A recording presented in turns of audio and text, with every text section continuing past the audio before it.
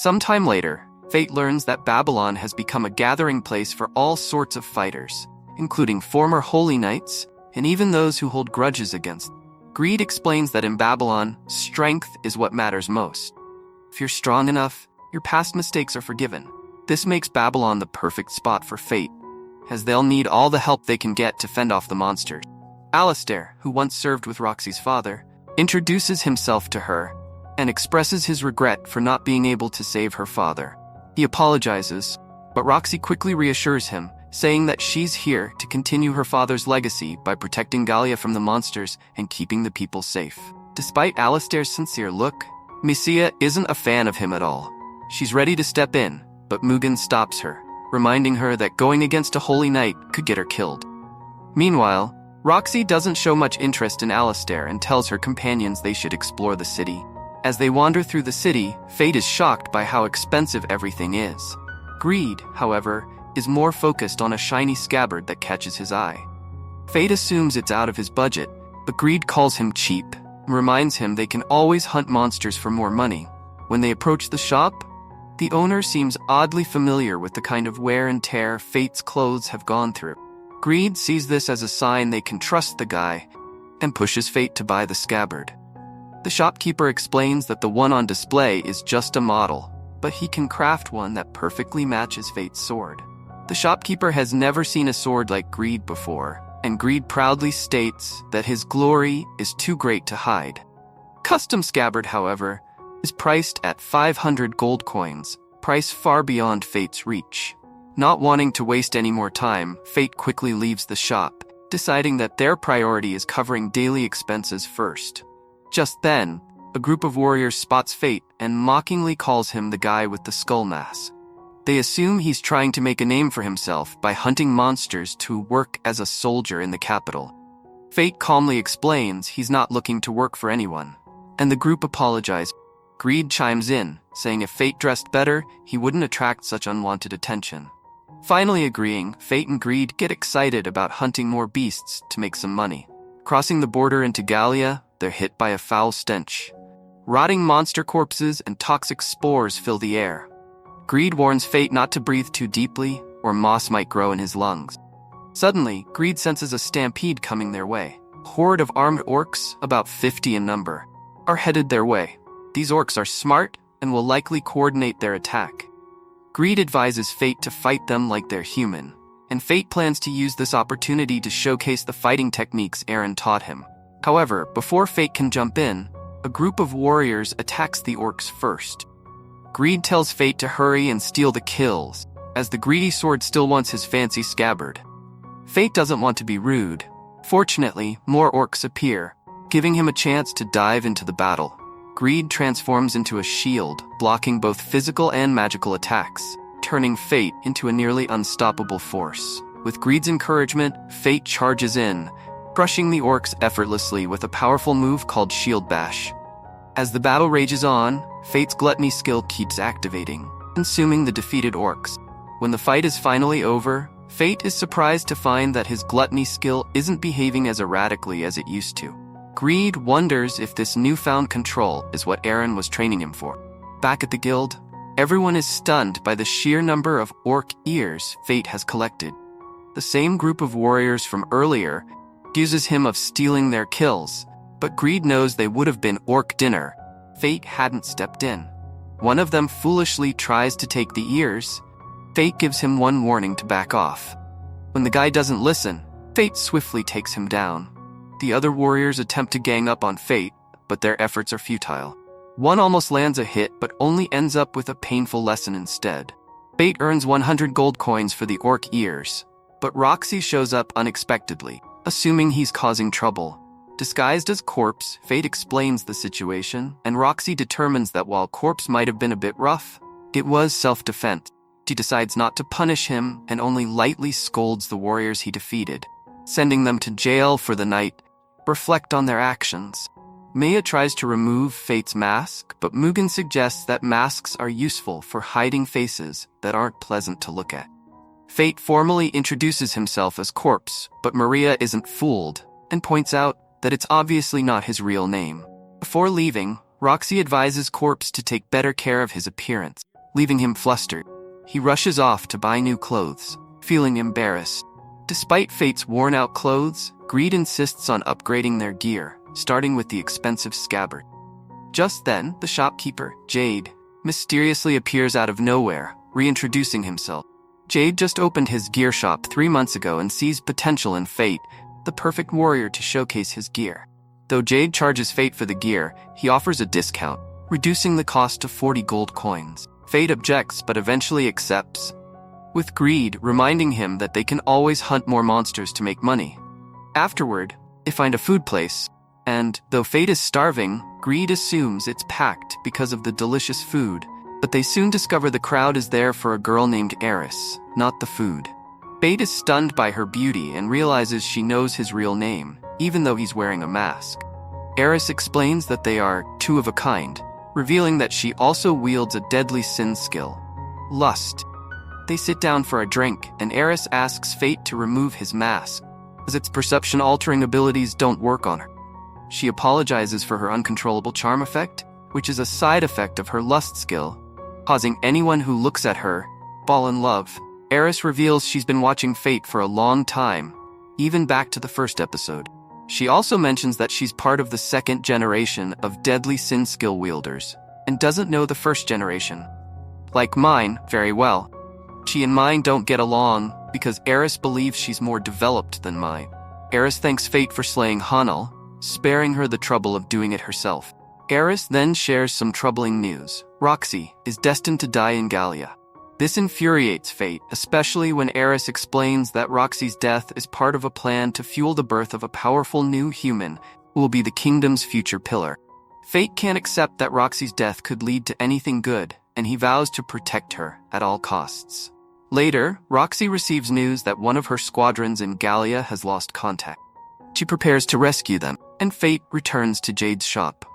Jade tells Fate that they need a rare material called Duckstone to make a scabbard for his sword, but the kingdom controls its supply. Greed suggests they go find some themselves, and it turns out that Duckstone can be found in Gallia, conveniently near where Roxy is headed. On arriving, Fate and Roxy's group are greeted by giant orcs and salamanders. Fate uses his gluttony skill multiple times during the battle. While resting, Fate unexpectedly sees the girl from the camera, but he can't hear what she's saying because of a loud noise. He suddenly finds himself in a strange place filled with what looks like human tomato juice. Surrounded by his past victims, he's pulled down by a force named Who. Fate wakes up, confused about what just happened. There's no time to think, as he senses nearby monsters.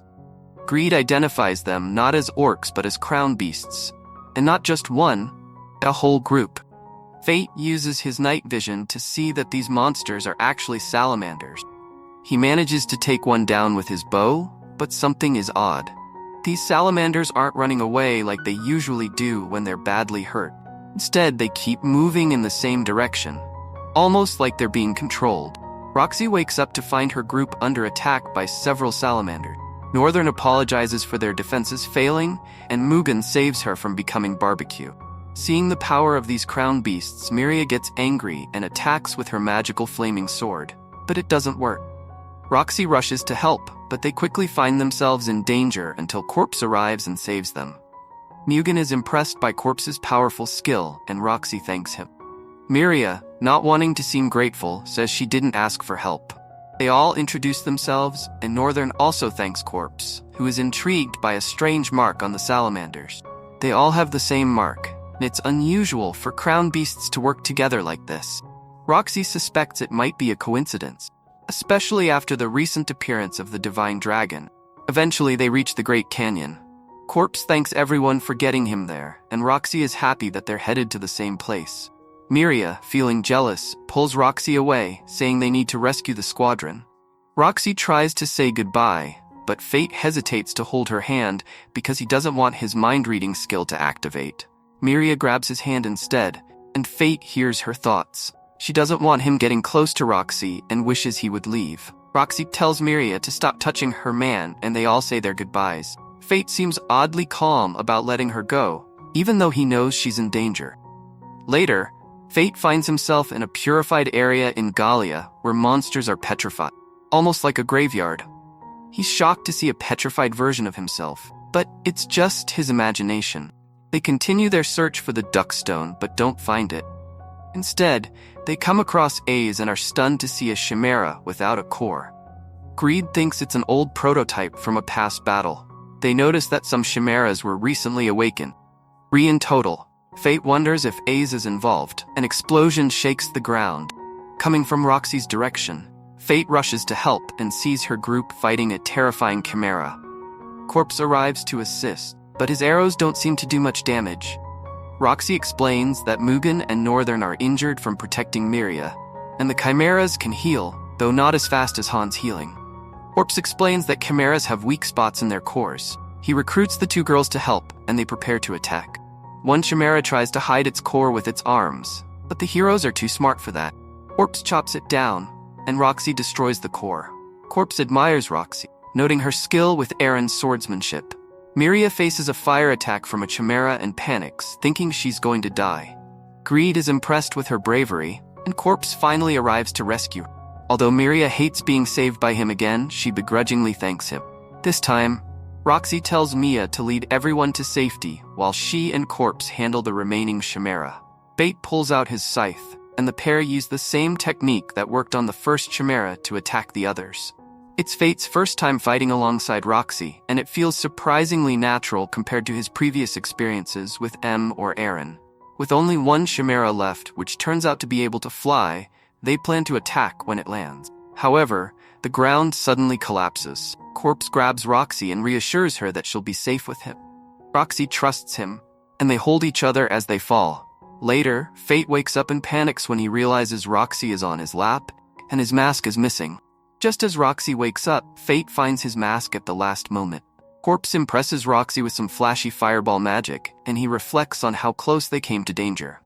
Roxy explains that they couldn't save the squadron. They found them burned beyond recognition. She notes that Corpse seems to know a lot about chimeras, and he reveals he got information from a Galan survivor. Roxy recalls a Galan girl with a large axe and wonders if that's who he's talking about. She's also heard rumors about this girl sending a lord flying. Corpse plays dumb. Roxy also heard that this girl was traveling with a man in a skull mask, so Corpse admits the truth. Roxy teases Corpse and mentions that he reminds her of someone she knows, someone she believes should be in the capital. Being apart from him has made her reflect a lot, and she wonders if he's happy. Corpse surprises her by saying he's sure the guy is happy, even though he's not supposed to know about it. Corpse plays it cool, saying the guy is lucky to have someone who cares so much. He's glad Roxy hasn't changed, but he suddenly feels a sharp pain, and his gluttony skill acts up. Roxy notices something wrong with his eye, and Corpse, not wanting to reveal his monstrous side, runs away. Things get worse when Fate senses the chimera's presence. It bursts through the cave wall. Fate draws his scythe, but envisions Roxy as the chimera's core. He attacks the core fiercely, demanding that Roxy stop looking at him like that. After the fight, Fate sees a mark on the chimera. It's the same mark as the one on the salamanders. Greed concludes that someone is targeting Roxy. Fate recalls that AIS wants to harm Roxy and is determined to stop the plan. Roxy arrives just in time as the cave starts to collapse. She finds the Duckstone, which is formed from monster crystals. Roxy reunites with her group, and they're relieved to see everyone safe, though the entire squadron was brutally burned. Elsewhere, we briefly see a cool-looking blonde version of Corpse with a glowing green eye. Later, Roxy challenges Corpse to a fair duel and asks him to draw his sword. Fate is confused by this, but Mia reveals Corpse's extensive criminal record, 56 incidents of violence and 20 cases of property destruction. Corpse explains that these were all in self-defense. Roxy isn't interested in excuses. She insists that violent acts must be punished, or Corpse must join the royal army to avoid further trouble. Corpse dislikes being a follower, and Greed agrees that Fate needs his freedom to be happy. Roxy states that if Corpse refuses, he'll have to reflect on his actions in jail. Corpse declines and draws his sword. Roxy points out that his scabbard will break if he fights with it on. Corpse is unconcerned, as it's specially made. The duel begins, and it's clear that Roxy will not be holding back. Fate decides he should have the advantage in terms of stats, but he can't seem to overpower Roxy. Greed explains that it's normal for a holy knight like her to excel due to years of rigorous training. Fate is then startled to realize that Roxy is targeting his mask. She warns him that if he doesn't take the fight seriously, she'll expose his identity. With a fierce attack, she nearly takes off his head, making it clear he needs to get serious. Fate responds by preparing to use his holy sword technique, which surprises everyone because he's not supposed to use it without a holy sword. Fate clarifies that his scabbard is a special weapon add-on designed to enhance holy sword techniques, made from the magic crystal he collected at the Great Ravine. Roxy wonders if Fate was once a holy knight, but he says he's just a warrior now. As Fate launches his powerful attack, he notices Roxy wearing a necklace made from the gemstone he gave her. This distraction allows Roxy to knock his sword away. Greed, spinning rapidly, calls Fate an idiot for losing focus. Corpse admits defeat, but Roxy is curious about his sudden ease. Corpse pretends not to understand, and Roxy notices that his fighting style and footwork resemble Sir Aaron's. Roxy recalls Aaron mentioning a traveler who was so powerful he caused him trouble. She wonders if Corpse was that traveler. Corpse dismisses this, saying what matters is that Roxy can protect herself in Gallia. Fate leaves, reflecting on Roxy's kindness and her concern for him despite her own danger.